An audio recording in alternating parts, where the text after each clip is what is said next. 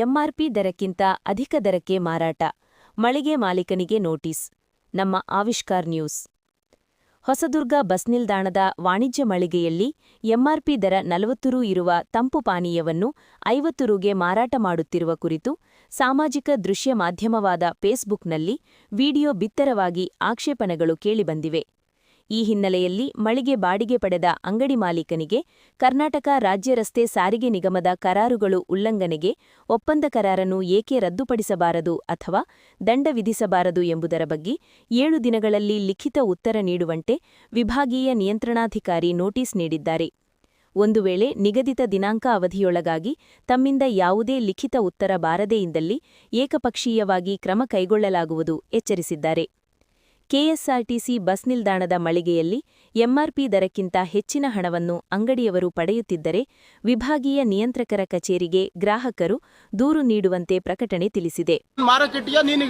ನೀನು ಯೂಸ್ ಮಾಡಕ್ಕೆ ಇಟ್ಕೊಂಡಿಯಾ? ಮತ್ತೆ ಅದಕ್ಕೆ ಕೇಳ್ತಾ ಇರೋದು, ಅದಕ್ಕೆ ಕೇಳ್ತಾ ಇರೋದು. 40 ರೂಪಾಯಿ ಐಟಮ್ 50 ರೂಪಾಯಿ ಯಾಕೆ ಹೊಸದುರ್ಗ ಬಸ್ ಸ್ಟ್ಯಾಂಡ್ ಅಲ್ಲಿ, ಗೌರ್ಮೆಂಟ್ ಬಸ್ ಸ್ಟ್ಯಾಂಡ್ ಅಲ್ಲಿ ನೀವು ಮಾರ್ತಿದ್ದೀರಾ ಅಂತ ಕೇಳ್ತಿರೋದು ಅಲ್ವಾ? ಇಲ್ಲ ಚೇಂಜ್ ಕೊಡು ವಾಪಸ್ಸು, ನಾನೇನು ಅದನ್ನ ಗಲಾಟೆ ಮಾಡಲ್ಲ. ಕೊಡು,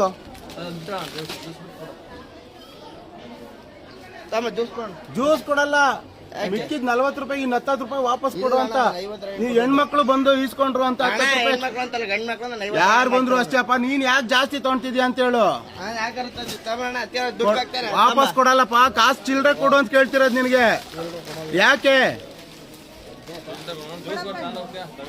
ಅಲ್ಲ ತಗೊಂಡೋಯ್ತೀನಿ ನಾನು, ದುಡ್ಡು ಕೊಟ್ಟಿನಿ ಪುಕ್ಸಟೆ, ನೀನ್ ಕೊಡ್ತಾ ಇಲ್ಲಪ್ಪ. ಯಾರು ಪಬ್ಲಿಕ್ ಜಾಗ, ನಿಂದು ಅಲ್ಲ ನಂದು ಅಲ್ಲ, ನಾನ್ ಬಾಯ್ ಮಾಡ್ತೀನಿ. ಅದೆಲ್ಲ ಇಲ್ಲ. ಯಾರನ್ನ ಹೇಳಿ, ಯಾರು ಕೇಳ್ಬೇಕು ಹೇಳು, ಯಾರು ಕೇಳು. ಇಲ್ಲಿ ಡಿಪೋ ಇನ್ಚಾರ್ಜ್ ಅವ್ರಿಗೆ ಕೇಳ್ಬೇಕಾ? ಇಲ್ಲಿ ನಿಮ್ ಇನ್ಚಾರ್ಜ್ ಯಾರು ಫೋನ್ ನಂಬರ್ ಕೊಡು, ಫೋನ್ ಮಾಡ್ತೀನಿ. ನಮ್ಮ ವಾಯ್ಸ್ ಇರೋದೇ ಹಿಂಗಪ್ಪ. ನಾನ್ ಮೋಸ ಮಾಡ್ತಿಲ್ಲಪ್ಪ, ನೀವು ಮಾಡ್ತಿದ್ದೀರಾ ಕೇಳ್ತಾ ಇದ್ದೀನಿ. ಕೊಡು. ಈ ಮಿಕ್ಕಿ ಚೇಂಜ್ ನಂದು 10 ರೂಪಾಯಿ ಎಷ್ಟಮ್ಮ ತಗೊಂಡಿದ್ದು? ಇನ್ನು 20 ರೂಪಾಯಿ ಕೊಡು. ಯಾಕೆ ಆ ಮೋಸ? ಕೊಡು, ನಂದು 20 ರೂಪಾಯಿ ಕೊಡು. ನಿನ್ ಕಣ್ಣು ಮುಂದೆ ಡಿಲೀಟ್ ಮಾಡಿದ್ದೀನಿ, ಹೋಯ್ತೀನಿ. ನನಗೆ ಮೋಸ ಮಾಡಲ್ವಲ್ಲ ಅವಾಗ. ಒಟ್ಟು ಹಿಂಗೆ ಎಷ್ಟು ಜನಕ್ಕೆ ಮೋಸ ಮಾಡ್ತೀರಾ? ಒಂದೊಂದು ಬಾಟ್ಲಿಗೆ 10 ರೂಪಾಯಿ ಅಂದ್ರೆ ಎಷ್ಟು ಲಕ್ಷ ಗಟ್ಟಲೆ ಆಗೋಯ್ತು ತಿಂಗಳಿಗೆ. ಲಕ್ಷ ಆಯ್ತೋ 2 ಲಕ್ಷ ಆಯ್ತೋ ಅಲ್ವಾ?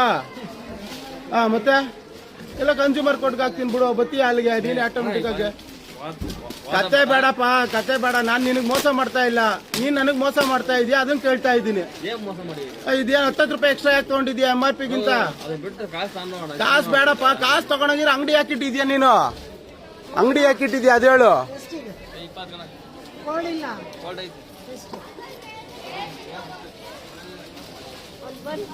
ಈಗೇನ್ ಕೊಡ್ತೀಯ? ಕೊಡಲ್ಲಪ್ಪ ದುಡ್ಡು ವಾಪಸ್ಸು.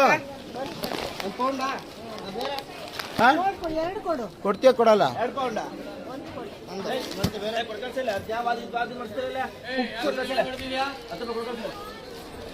ಆಗ್ಬೇಕಪ್ಪ, ಹಿಂಗ್ ನನ್ನ ಒಬ್ಬನಿಗೆ ಅಲ್ವಲ್ಲ. ಕೋಲ್ಡ್ ಇಲ್ಲಣ್ಣ.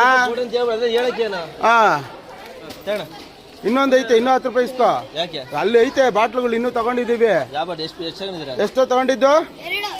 ಇನ್ನು 10 ರೂಪಾಯಿ ಕೊಡಕ್ ಹೇಳು. ಹಿಂಗ ಒಬ್ಬನಿಗೆ ಮೋಸ ಆದ್ರೆ ನಾವು ಕೇಳ್ಬೇಕಲ್ವಾ? ಹೌದಣ್ಣ, ಪುಕ್ಸೋಟೆ ಅಲ್ಲ. ಕೊಟ್ಟಿಲ್ವಲ್ಲ ಇಷ್ಟ ತನಕ. ನೀವ್ ಯಾರು ಹೇಳಿ? ನೀವ್ ಯಾರಣ್ಣ? ನೀವು ಅಂಗಡಿ ಅವ್ರೇನಾ? ನಿಮ್ಮ ಹುಡುಗರೇನ ಇವ್ರು? ಅದಕ್ಕೆ ಕೇಳ್ತಾ ಇರೋದು.